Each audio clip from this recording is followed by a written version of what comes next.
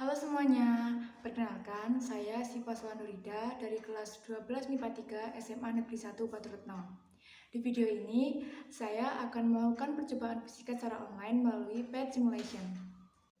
Tujuan dari percobaan ini adalah yang pertama, untuk mengetahui apa pengaruh amplitudo dan frekuensi pada gelombang suara. Yang kedua, untuk mengetahui pengaruh jarak atau posisi pendengar dari sumber suara. Yang ketiga, untuk mengetahui apa yang terjadi jika kita berada di antara dua sumber suara atau sumber bunyi. Yang keempat, untuk mengetahui bagaimana bunyi bisa dipantulkan. Oke teman-teman, di sini itu ada beberapa percobaan yang bisa dilakukan. Di sini saya mau pilih sound waves. Kita cari yang sound waves.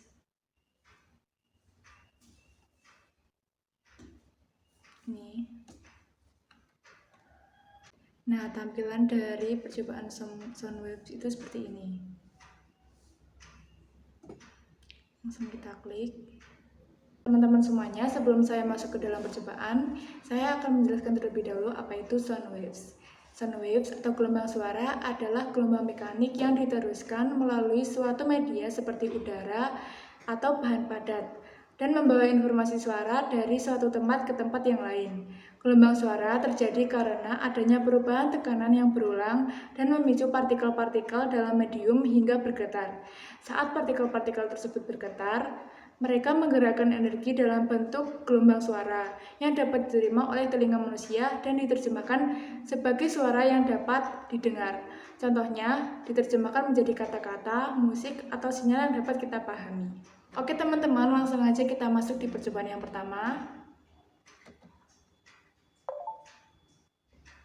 Nah, di sini itu ada frekuensi. Apa itu frekuensi? Frekuensi adalah jumlah gelombang bunyi per detik. Frekuensi gelombang bunyi itu berhubungan dengan nada bunyi, tetapi tidak dengan volumenya. Yang kedua ada amplitudo. Jadi apa itu amplitudo? Amplitudo adalah simpangan atau jarak terjauh partikel dari titik seimbangnya. Langsung aja yang pertama kita akan melakukan percobaan dengan menggunakan 3 frekuensi yang berbeda, tapi dengan menggunakan amplitudo yang sama yaitu di medium. Nah, yang pertama kita coba di frekuensi 200 Hz. Nah, coba kita dengarkan dengan memencet di listener audio. Oke teman-teman, bisa dilihat di sini itu gelombang yang dihasilkan tidak terlalu rapat, getarannya juga kecil, dan juga suaranya itu hampir tidak terdengar. Oke, yang kedua kita pindahkan frekuensi menjadi 602 Hz. Di sini bisa kita lihat kalau gelombangnya itu menjadi lebih rapat. Getarannya itu juga semakin kuat. Getarannya itu lebih kuat dari yang frekuensi 200 Hz. Di sini juga suaranya mulai terdengar jelas. Yang ketiga kita pindahkan menjadi frekuensi 1000 Hz. Di sini itu tingkat kerapatan gelombangnya itu sangat rapat dan juga getarannya itu sangat kuat. Di sini suaranya itu terdengar sangat keras dan juga sangat jelas. Oke teman-teman, di sini teman-teman bisa lihat kalau kita menggunakan frekuensi yang semakin rendah, maka gelombangnya itu akan semakin sedikit. Jadi gelombang yang muncul itu sedikit dan juga terlihat jaraknya itu jauh, jarak gelombang satu sama lain itu jauh. Kemudian kita naikkan frekuensinya. Di sini jumlah gelombangnya semakin banyak dan juga tingkat kerapatannya itu tinggi. Getaran yang dihasilkan juga kuat, suaranya juga terdengar nyaring dan jelas. Lanjut di percobaan yang kedua, kita akan menggunakan frekuensi yang sama yaitu di 645 Hz. Tapi di sini kita akan memindahkan amplitudo mulai dari yang minimum, medium, sampai dengan maksimum.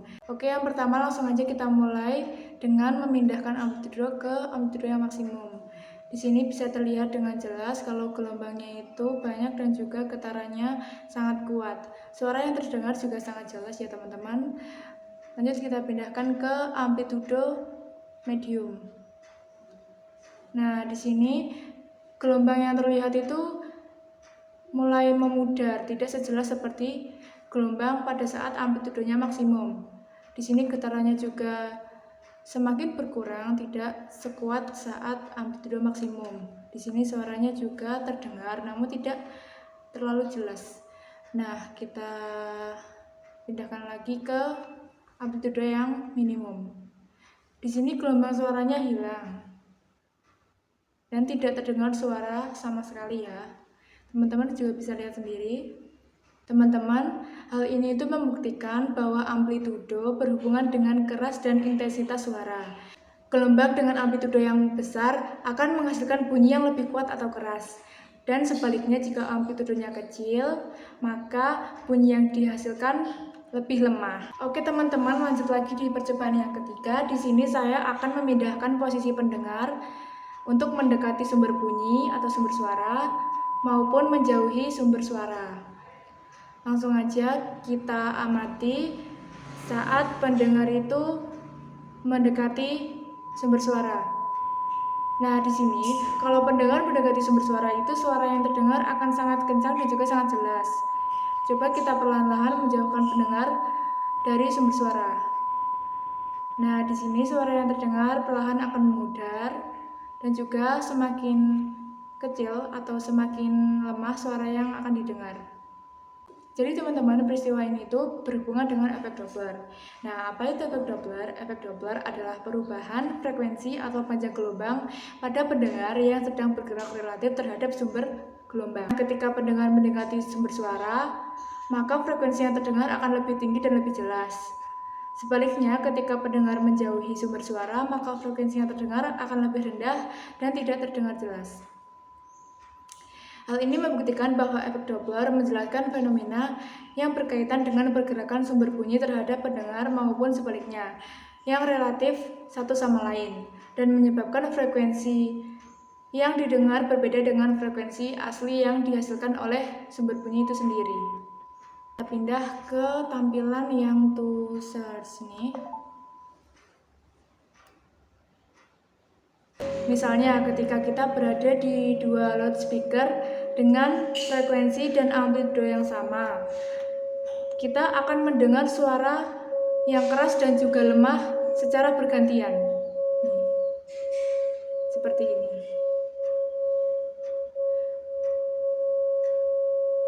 Membuktikan bahwa bunyi itu bisa mengalami perpaduan bunyi atau juga bisa disebut dengan intervensi yang dibedakan menjadi dua, yaitu intervensi konstruktif atau penguatan bunyi dan intervensi destruktif atau pelemahan bunyi. Oke teman-teman, di percobaan yang terakhir kita ubah menjadi vertikal. Nih, sangat vertikal dan juga sangat mendekati sumber suara. Di sini bisa terlihat jelas kalau gelombang suara asli dan juga gelombang pantul bunyi itu saling berpadu ya. Dari percobaan ini itu bisa membuktikan bahwa bunyi itu bisa dipantulkan. Saat merambat ke tempat yang lain, bunyi bisa mengenai benda yang ada di sekitarnya. Bunyi yang terkena permukaan atau suatu benda bisa dipantulkan dan diserap. Oke teman-teman, itulah percobaan yang sudah saya lakukan tadi. Jadi apa sih yang bisa disimpulkan dari percobaan yang sudah saya lakukan? Yang pertama, amplitudo dan frekuensi itu saling berhubungan. Keduanya mempengaruhi gelombang suara.